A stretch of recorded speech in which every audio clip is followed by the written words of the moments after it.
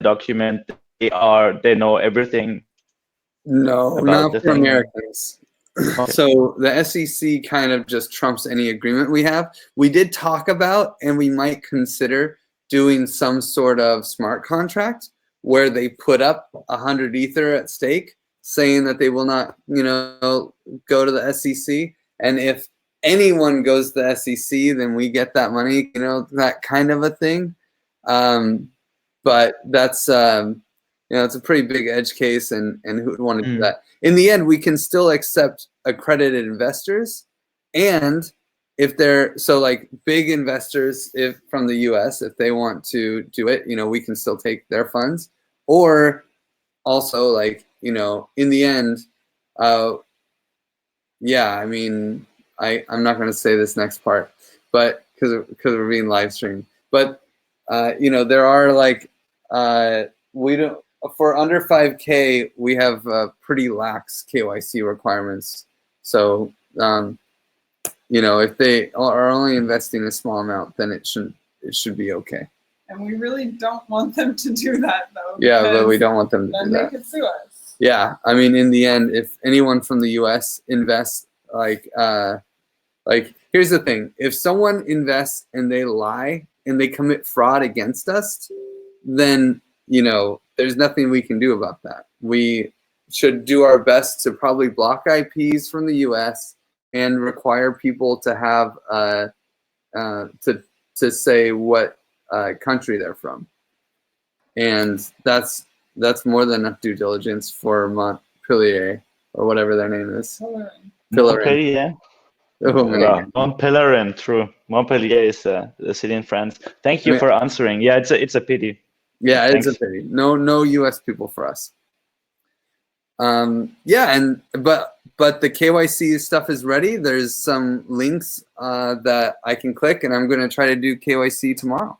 I'm pretty excited. And then we can start. And so on the legal side of things, everything is pretty much done. I'm looking at the wrong notes. So yeah, was there any other updates from the legal stuff that I forgot to mention from that phone call? We people who are supporting this project are they are supporters, donors, and users. And user is a great word for when it's a utility token, which is what this is. Yeah. And they're not investors. They're supporters, donors, users. Yeah, we never use investors. I mean, the main thing is that we're not deploying any tokens, right? We're creating a code base that other people can use to create tokens. And we need to follow that frame of mind and that understanding in all of our external communications. We're not deploying the commons. We are hoping that people will use these things and that we can learn from other people's use of them. But our job is to be researchers, not actual experimenters. Yeah, and then website. I don't know, Chris, do you want to give an update on the website? Sure. Speak on Jeff's. Oh yeah, whatever. Yeah. The website is up to date. Yeah, I think that's the biggest update. The website has everything that we discussed. I think I'm just gonna put in the top navigation, I'm gonna create an issue to have there some more direct links. And there was something that we just discussed, or I was just distracted by tweeting and retweeting shit. So the navigation, I still would like to have a block at the bottom that says resources, other stuff that is interesting for the people to read up on this. Oh yeah, and we just removed the terms and conditions as well because those didn't need to be on the homepage. Yep, I guess that is it. Yep. So yeah, we can link to the website basically. Yeah, you can link to the website for sure, and don't hesitate. So retweet the tweet that we just sent out to amplify it, and please, if you're still following the old account, the comments_stack, please unfollow it, even if you like cats, because otherwise you're gonna attract other people towards it, and we don't want that. So I see Kai and Lorelai, you're still following it, so please follow. Sorry. Thanks. Yep. And project milestones are basically done. It's so close to done. I'm just finishing that last final section. And a little bit of back and forth from the top section and the bottom section, but the numbers are done. The details are there. It will be done for sure by the time I land anywhere in Chicago tomorrow. But like, I'm hoping I can even finish it tonight. We'll see. I tried to do that last night. I just can't. But it's there, you know. So I'm pretty excited about that. I'd love for probably before the next Friday for people to go through and just get a full read through and make comments, ask questions, because it's a little confusing, you know. It's really an internal facing document so that everyone can be on the same page with how we're raising money and what we're going to do with that money once we've raised it. But yeah, it's definitely ready for review. Okay, and then ABC hatch numbers. I don't know, Jeff, do you want to take this one? Yep, sure. And my screen quickly. Yeah, Jeff is really taking this one over and made some beautiful things happen with Abby and Z. So we basically broke out each commons into adjusted returns by month. So you can see kind of the expected liquid returns that from each commons. And we can tweak these parameters. So Z, just since our last call, we tweaked theta to 0.38 from 0.25 in commons 3 and 4, which dropped the price to, or P1 to just under 25 cents. And I mean, that carried through into, sorry, I'll do this step by step. Aggregated returns is just adding them all up straight across the board. We also did a time staggered aggregate returns because each of these commons will be launching at different points in our roadmap. So for the first 8 months, you actually see no return, which makes sense because we're building the first commons. Then we start seeing returns from the initial commons. I made a picture if you scroll down. Yeah, I saw that. Oh, nice. It's getting better. So yeah, so we can see kind of lay out the roadmap of expected returns for investors. And this is, of course, also only considering, whoa, I should take back a few of those words. Members and stake in the community. Whoa. It's like an integer valued membership, especially if we keep, which I kind of like, keeping the transferability off. It forces people to move in and out of the community through the bonding curve, which keeps the notion of the token well defined as your sort of membership stake or your integer valued membership. Obviously, there's opportunities for the community to decide to do different things with that variable, but at least from my perspective, actually, this has got a really strong sort of design around the token as a measure of membership, which can be gained through capital, it can be gained through labor, and ultimately it gives you decision-making power. And if you want anything other than decision-making power, you're leaving. Yeah, I mean, in the end, we really can't talk about returns ever. And we can't talk about, like, we can't really show this. Like, this is important for us to understand that we're doing it right. But we need to what we can say is this is the design. The design is that the price will be, you know, whatever it is. Like, I'm just going to say these numbers, but I actually hope to have a conversation about it right now in this meeting and then confirm with Abby. But let's say the price is 1 cent that people will buy the tokens for, and then the price coming out will be 3 cents for the first 2 commons. There'll be a vesting time of this. And these are the parameters that we're designing in our code base, right? And then for the last 2 commons, the price will be 1 penny, and the price coming out will be 2.5 cents or more after the hatch phase, and the vesting time will be 12 months or less, and for half of the tokens to become vested for the field test and the token engineering commons. We can say that because that's what's happening. We're putting that in the code, right? But we can't say anything about returns. We're not deploying these things. This is the framework we're going to follow. It allows. We're definitely going to tune it. The prices might the price coming out of there might be higher than 3 cents, right? Or 2.5 cents. The vesting period might be less than 6 months if we tune it and we find these things. We can always do better, but we have to underpromise, overdeliver, number one, and we can never talk about returns. Only thing we can talk about is parameter setting. Good idea. But yeah, well, and thank you for that chart, Z. That's a really nice addition. That makes things easy, and it's pretty cool that the returns are like pretty well over 10, and like that's really high actually. So a couple things I would note, though.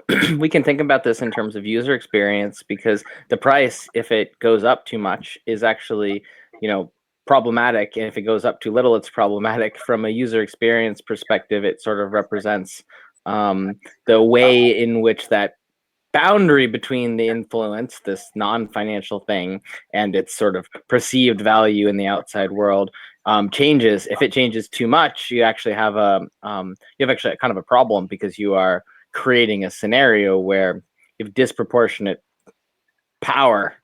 I don't know. I'm trying to basically articulate this from the perspective of design requirements in the user experience domain, and it's less about here go investors make returns, and more about creating sort of a healthy dynamic between labor and capital in a system that's job is to coordinate labor and capital. Yeah. And is this assuming just on the thing? Are we assuming 1x multiplier, and that people are putting in the money that they donated? This is all 1x, yeah. And that they put in the max amount each time? Yeah, this doesn't actually care Right. who put in what. It has no wealth distribution. It's essentially treating the community as a unit. Okay. That's cool. We're one agent all doing this, and this is our sort of the net effect from the population level of the community.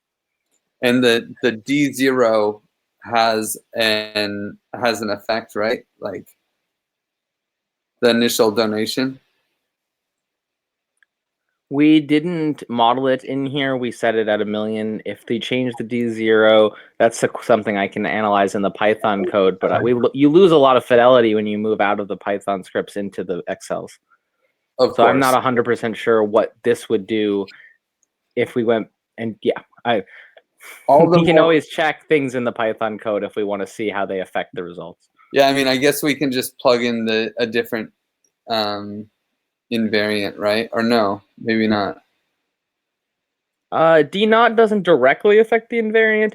It affects it indirectly, because what ends up happening is that the D0 and the theta together are going to help determine what the initial conditions are. The initial conditions are going to resolve the constant of the invariant. The function of the invariant stays the same, but the constant is determined by the initial conditions.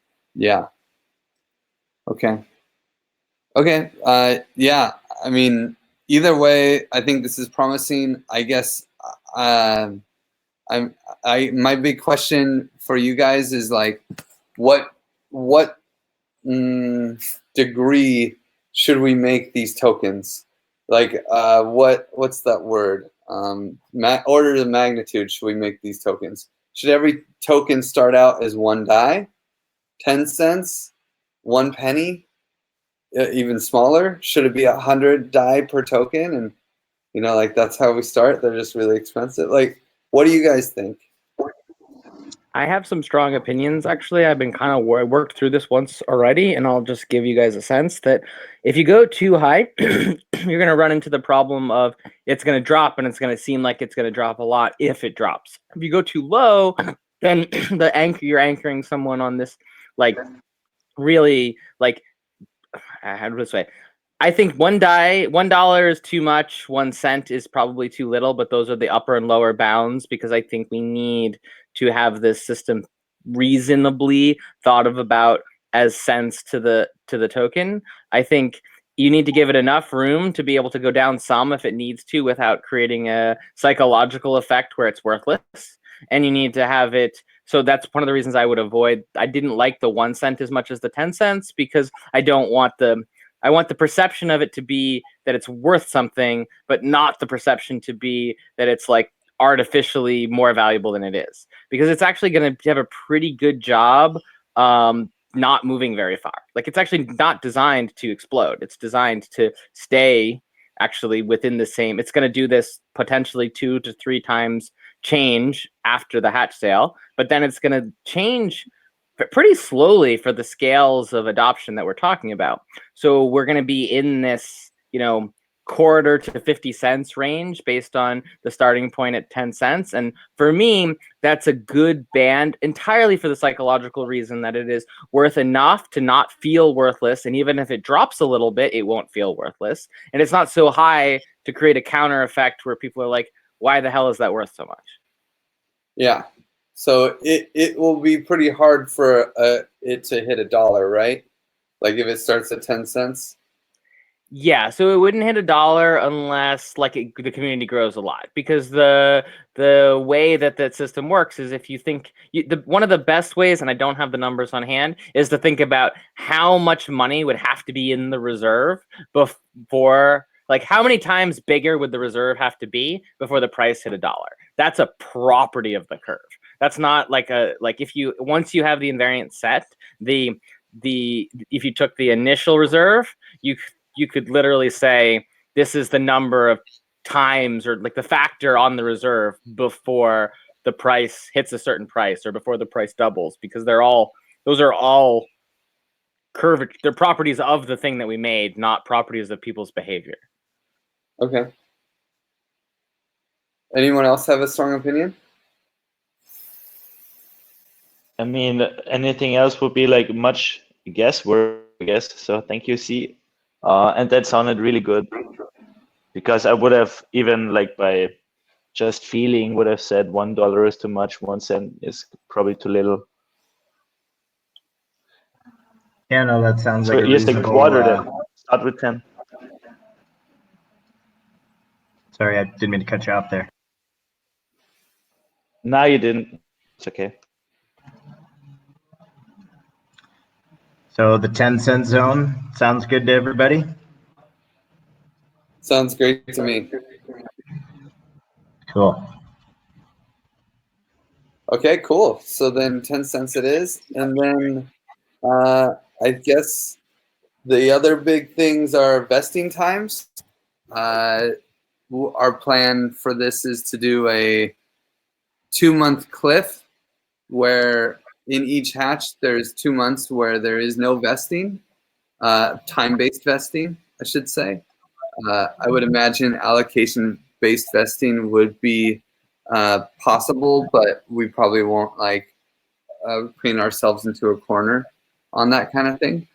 So for the first 2 commons, there is no allocation-based vesting. That's the idea that as the common spends money, the hatch tokens become unlocked. But for the first 2, it's all time-based.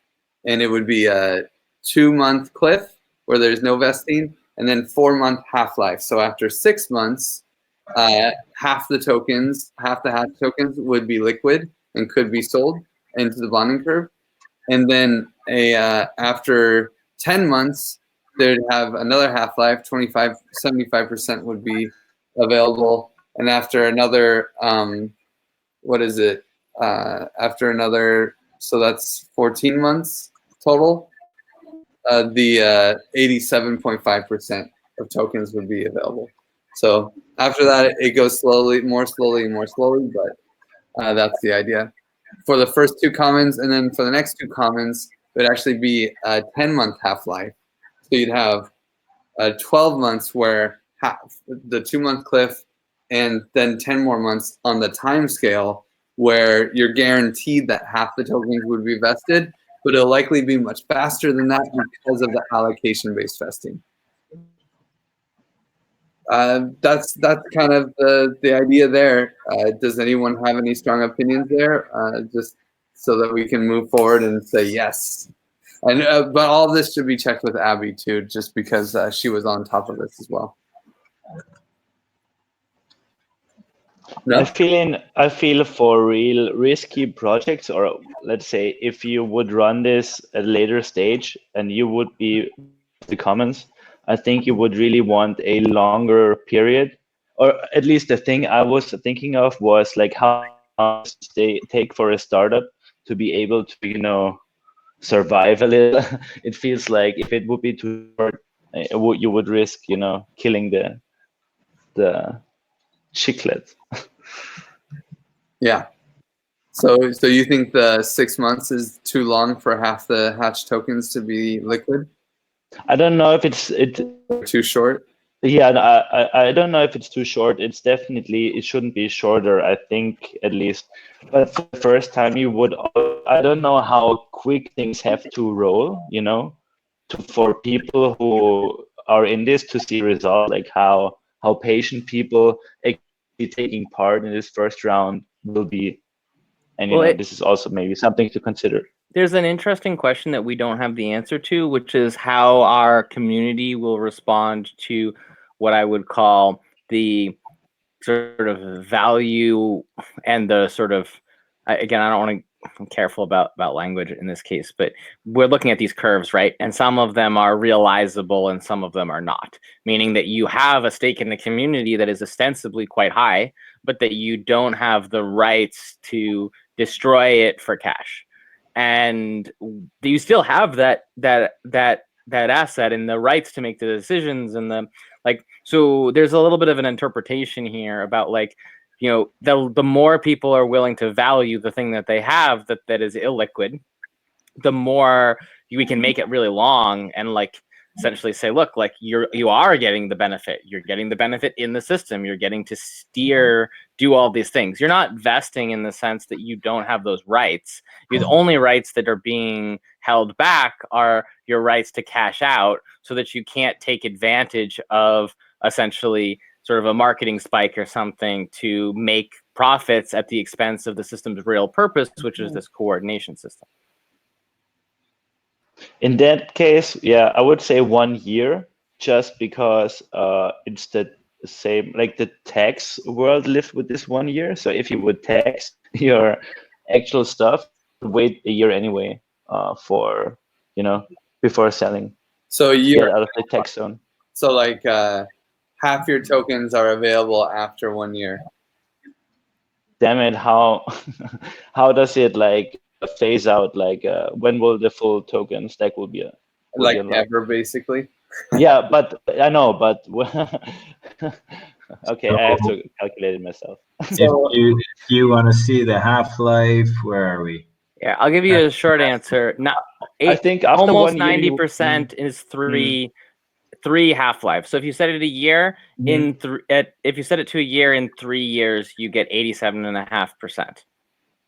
So yeah, because we are thinking in half-lives, definitely not one. Like that would be too long, I think. Okay. It's like everybody's immovable. Like 3 years, that's a lot. Like Yeah. yeah. In crypto, Yeah. especially when people die and stuff. Yeah, we're doing like a 6 month half-life, which I think it's doable. I think people will accept it, but it is a little long, I think, for some people for a half-life, you know, and then 90% in 14 months, basically. But also recognize that does also mean that you have, let's see, I guess it's in the chart, but you can see what happens in 1 month, for example. So you can also see the effect of those half-life curves on on the immediate availability. And we have to actually put a cliff in there, because when you say 6 month half-life, you're not saying in 6 months you get half. You're saying that over some much shorter period you get an amount that would compound to half at 6 months. So there's a fluidity here that somewhat offsets the long time frame. It's not you get nothing until, only the cliff is that. Yeah. We All actually right. much prefer people who are going to sell. This system is, again, much healthier for slow moving activity. So if someone is going to be of the behavior type that they're just going to sell it as it becomes available, we're forcibly spreading that out in time so that we don't shock the system with high frequency changes. Nice. Yeah, There's sounds no great. incentive to even have the cool thing about this is that even if you assume that a lot of people are going to sell in ways to potentially try to make profits, there's no clumpy point for them to all act at the same time, because there's no spike. So like if the thing is smoothly happening, then even if everyone follows a strategy that is like somewhat extractive capital wise, they still are unlikely to land on exactly the same point in time, because there's not like an edge. There's like a smooth effect. Yeah. Okay, well, is there any objections to a 2 month cliff, 4 month half-life for the first two, and then a 2 month cliff and a 10-month half-life for the next two? After, of course, checking with Abby and conferring that she also thinks it's a good idea. No objections? What? No objections. Okay, proposal passed, pending Abby. Let's see. And so then I would say our hatch parameters are basically at a point where we can just confer with Abby, and then they're done. And of course, these are open to, one other thing we need to check is that the invariant holds when we change data in Commons 3 and Commons 4. Mm-hmm. And otherwise, yeah, I mean, I think we have some also leeway to change these in light of new evidence as we launch these Commons initiatives. But as you know, from the information that we have at this point, I think this is a pretty well-informed guess. Yeah, I would say so. Yeah, and I think that's the important thing, is that we can always do less. Like we can always make things more favorable for the people who are donating, right? And that's something that we reserve the right to do, right? I always, at least in the roadmap, I'm saying like, the price after the hatch will be 30 cents or higher, and the price after the vesting period will be 6 months or less. And if the tuning, if we run simulations and we find, oh yeah, actually it's better if it's less because of XYZ that we didn't foresee, sweet, let's make a better system, right? Oh yeah, and we should also just run all these things by Bernd as well. The president should always be able to veto. Mm-hmm. So, but this will be all in the finished roadmap, and I'll make sure we can get sign off from Bernd and Abby. So yeah. What's next on the agenda? Legal. Great. So legal, we already covered. Narrative pitch. Overview doc is almost done. As soon as that is finalized, going to turn it into a couple of different docs. I guess I can stop sharing my screen. Definitely trying to consolidate information for advisors first and foremost. I'm going to create a quick doc that just has like 5 main points, split out kind of the Common Stack overview from the Common Stack component explainer from the launch and release strategy, just so it isn't one massive doc we're sending people. It's kind of a doc with a few pleasant links that are much more easily digestible.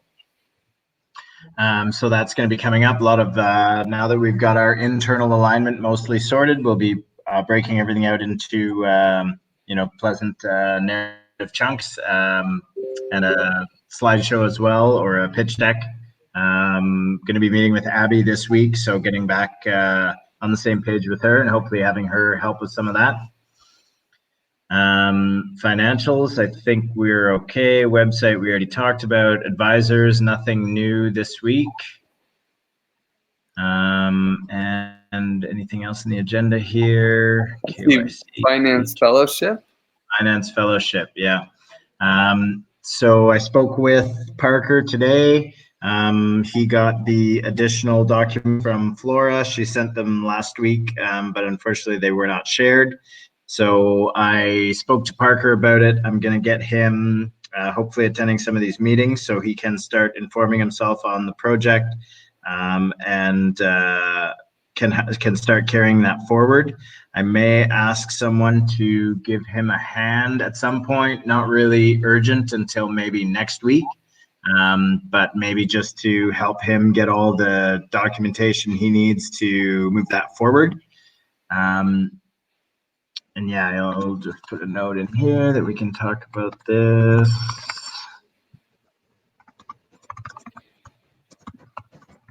Next week when we kick off on that. July on-site, I think we were pretty sorted on the dates of July 22 to 26.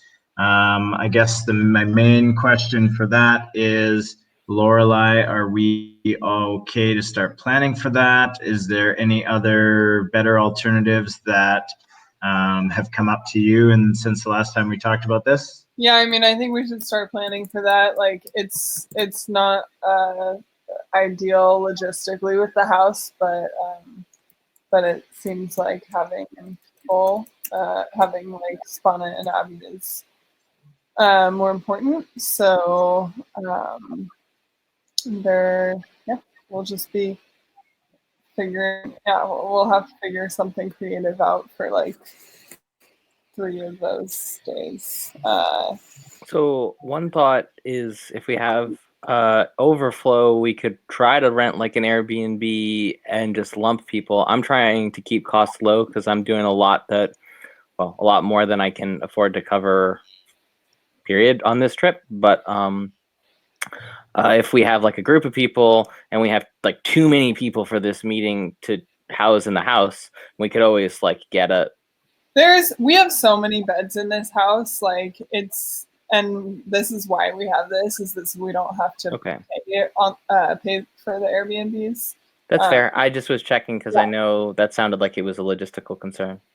I think the only thing is like I might try and push for me and Griff to get an Airbnb for like 2 of the nights, because I just promised like my family like that as a couple that they could stay and have a couple's room, so I feel kind of bad taking that away from them.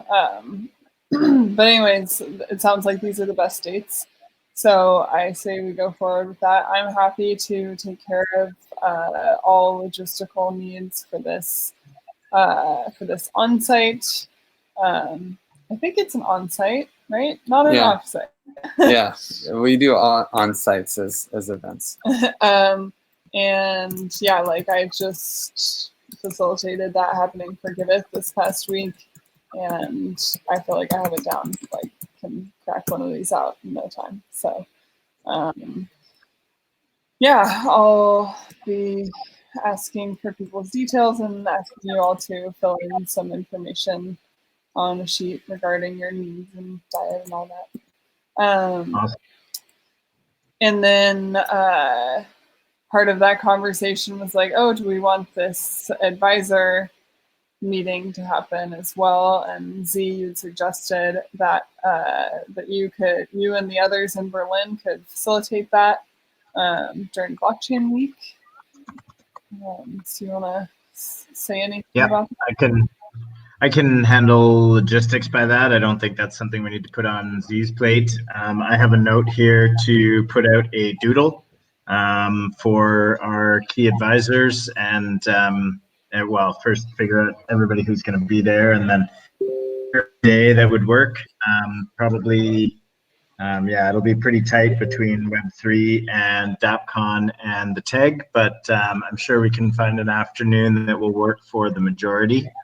And my suggestion is that we probably keep it to something like, honestly, like a almost like a short thing and a dinner, like just grab one of the nights. Even like my thinking here is that all these people are going to be busy, but it's pretty standard to have some like semi-social, semi-business related activities going on in the evenings of these events. And so what I'm thinking is we can try to get on the book, so to speak, early and have set expectations that this is going to happen. We can do something relatively short that only is like, an hour or two before dinner, which will mean like, hey, here's our like short spiel and like AMA thing. And then it's honestly, I personally think that a lot of what the advisors want and need is to talk to each other.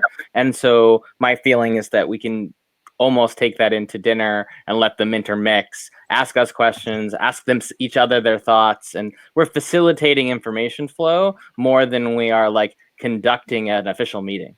Right. Gotcha. Yeah, I would have said the same. Try to like give one slot in time and not make a doodle. We should actually quit doodles forever. Like just action counts.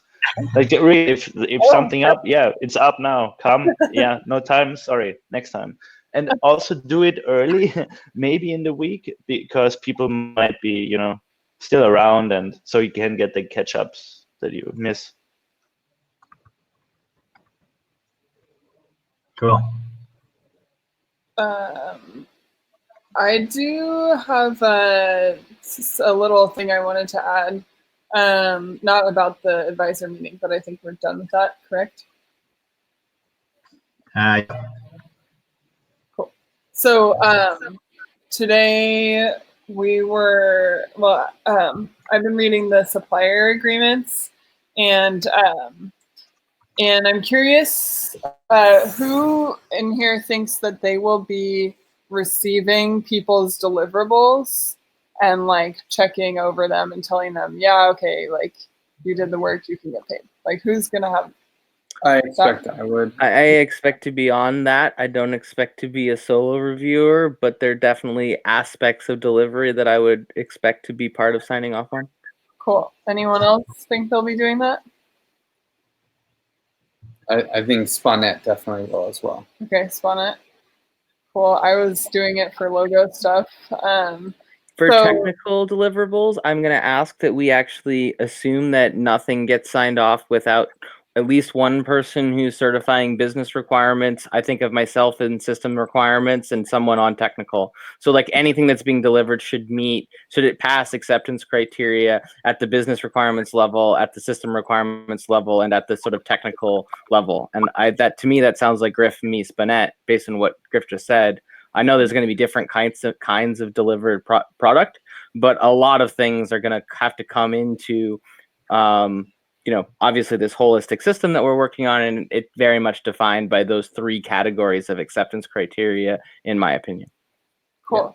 So I just wanted to highlight, especially to people who are going to have that role, that we, like in our supplier agreements, is that if there's any problem with the work that was delivered, that will be communicated to the provider in writing within 14 days of them delivering the work. And so I just want to build a culture of that we will like review these things and either accept or reject the work within 1 week, because this is the type of thing that I will, like, in my roles, I'll help make sure that like those things get chased down. I'll probably check in with you guys. The only thing, make sure that happens. So if we have a culture of like, yeah, anytime I receive something, I just like handle it right away and definitely within 1 week, then that gives me time to like, if accidentally someone forgets and I need to remind them, then we still have the extra like days there before we're the only thing that goes along with that's important is that means that the delivery dates for things from people are relatively known. If you want that kind of turnaround, it can't be like, ta-da, here, I delivered my thing and we didn't know it was coming. So like you have to basically have, and I think it's very reasonable to have planned an allocation of time to review their work. And so if there's issues on timing due to something else, we just have to be aware. Like we need some visibility into that time commitment, not just a ta-da, here's my deliverables, I expect an immediate response. Like Hop on. Yeah, Yeah, absolutely. good point. Good point. I'm pretty sure there'll be a lot of communication. I'm not worried about it, but just, obviously we're talking about expectation setting, and I really like what what you're saying. I just want to be clear that, like, at least in my experience, doing that requires some planning, which requires some visibility into when something's going to come through, which is usually, it's fine if it's plus or minus a day. It's an issue if it ends up being like, oh, I got it a week earlier than I thought, and I have a block set aside to review that, a week later. Mm-hmm. Yeah, for sure. Okay, cool. There's one more. That's it, right? That's it. There's one that more was- agenda. That was just kind of a note for me today from the legal section, legal talk about terminology. We are no more talk of investors, supporters, donors, or users. We're going to keep the CSA for internal use, but try not to communicate it externally, just for connotations. The plural after, and we were chatting about commons economies. I don't think we need that, so I'm just going to take that right out. Cool. Action steps. Wait, if there is nothing else. Wait. We should say commons is. If you're pluralizing Get the comment tag. Is this from the legal conversation? They suggested this? No. no, this was Griff and I were talking about. I mean, we this isn't really something we're going to be using in external communication often, but I think Griff just has been talking a lot about like Commons 1, Commons 2, Commons 3. They are all commonses. I don't think it's anything we need to. I may have some. I need to think about this, but I'm really picky about words. That feels weird. I'm like, Yeah, I the mean, apostrophe especially. At that point, we might as well make it like common ZI or something. What is the plural? Yeah, we were looking at it. I mean, the apostrophe is correct, Okay. but the pronunciation I don't think is correct. Yeah, definitely the writing's correct, but that doesn't mean we have to use it either. If it doesn't This is feel true. right, This is true. we can dance around it a little bit, and that's what I've been doing so far, is just dancing around it, and restructuring my sentences so that I can use it as a singular. Wait, isn't the apostrophe only for possessive, actually? You would have thought, but for names, a lot of people will use that apostrophe to pluralize it. And I don't know why, but this is what the internet told me in grammar websites. Like, it's And I'm usually pretty sure the way you. Sorry, go I'm pretty ahead. sure the way you pronounce that is by putting the ziz at the end, which is a little silly. It's really obnoxious. don't It's a have to use collective noun with a plural structure. So, like, it's got serious issues.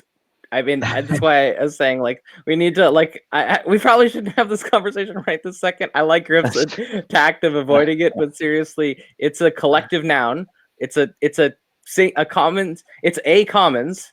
So it is referring to multiple things with but it's a singular. So a commons is, but it also has a s at the end of it, and it is when I say it's a collective noun, I mean it's a single thing that's referring to many things. So it's like a People. hot mess as far as the English language is concerned. Hot mess. So I'm like, Messes.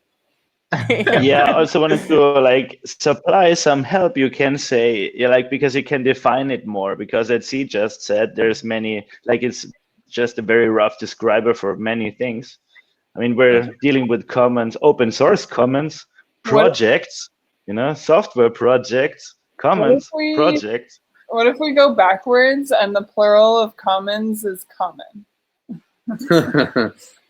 The common, the flock of common, or what was the unicorns? They do it in herds. this is really unhelpful, but my intuition is actually that both the plural and singular form of the word is commons. That this is something Probably. that's a little bit of an oddity, but there's a There's few words that are like definitely this, and I words think this might be one of them. Moose There's no Yeah, such like thing as moose. mooses. But Yeah. like, but and I think So smart. It's that the S sound and- that does it. I think the apostrophe is fine in writing, and then we just Cummins is really bad. Cummins. You can say Commons tomorrow is- we launch a Commons, and over the course of the next 3 years we will launch 5 Commons. Yeah. I'm almost like, I know this is the first time I've really thought about this, but I'm like really anal about English. I actually really think they're both just the word commons. I understand we might have to distinguish in practice in writing for like reasons where we say like literally parentheses plural if we have to. But like I'm pretty sure that the correct English, or the most correct English that I can reason through based on a lot of stupid caring too much about English, is that it's commons and commons. Yep, I like that. Pass. We shouldn't have this discussion without Josh. Fair. We will need to do a full naming breakdown and like have this shit on time. That's probably kind of on the to-do list, but not necessarily the most urgent on the to-do list. But it's something we need to start really thinking about. I'm gonna claim, at least theoretically, that I'm the most anal about English on this call, which may not still be true when other people join it, but I'm quite anal. Okay, well, is there action steps, right? That's the last thing on our list. That's correct. So I know I definitely have to finish this launch phase roadmap. We got Abby, ABC hatch number, Abby and Coach B. Jeff, are you willing to chase down Abby on the ABC hatch numbers? Yep. I can chase down Coach B.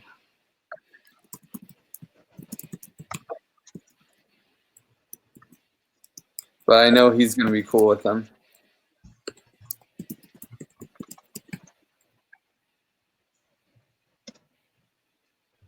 I need to do KYC, which is exciting.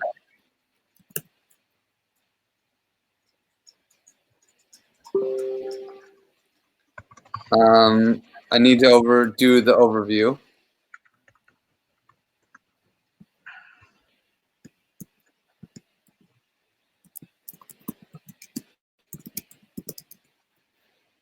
Does anyone else have any action items?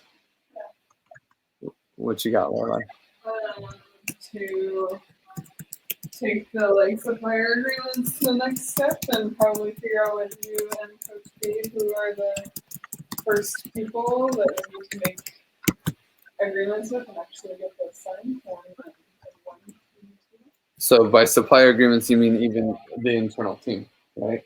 I imagine those are the first ones. Yeah.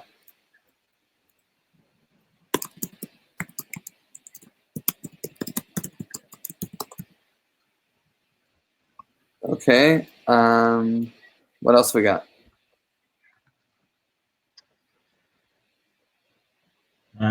Further consolidation of documents, narrative, conviction voting article draft, slide deck. I'll probably pull Abby into that when I meet her this week.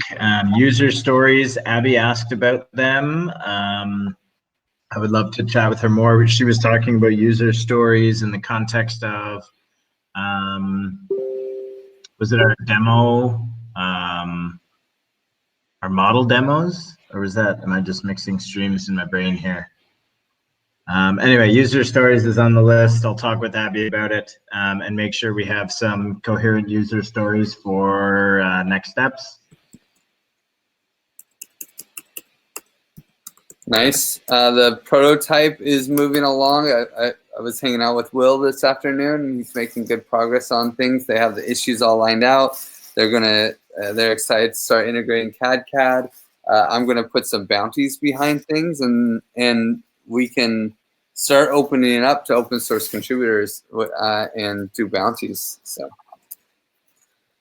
Cool. I think for me and a lot of these things, I'm support. So my action items are just going to be with a lot of the stuff you just discussed, whether it's the Abby stuff or the CAD integration stuff, is going to be mostly at the level of you're going to tap me, but give me a little bit of a head start. But I will try to make time to support both of those thrusts.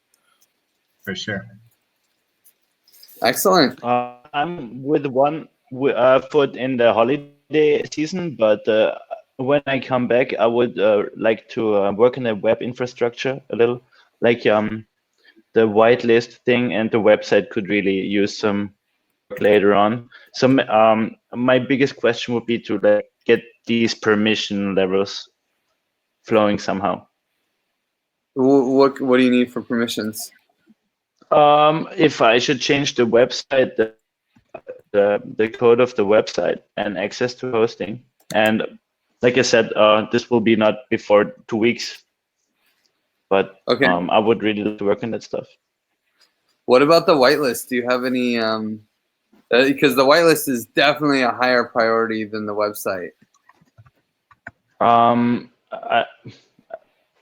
We can deploy one first version. I'm not so sure how different it is from a regular leaderboard thing. The only thing So that's we- different is the multiplier. That's the biggest thing that's different. Okay. Is that just a map to an additional field? Yeah, basically. Or even like the value, basically instead of the amount that they send. Well, number one, it's in DAI instead of Ether, right? So token. And then instead of actually displaying the token amount, you display the multiplier times the token amount, and it aggregates. So there's a little bit of logic in there, but You have Will sitting around, so if you need it early, you could just prepare a leaderboard and you send him in. I'm sure this is easier. okay. Okay, I'm going to jump off because I got to jump into another call. Cool. Yeah, I'm headed off with Jeff. Thanks, everybody. It's fun. See you guys. Good seeing you guys. Great work. Later. Bye, guys. Bye, guys.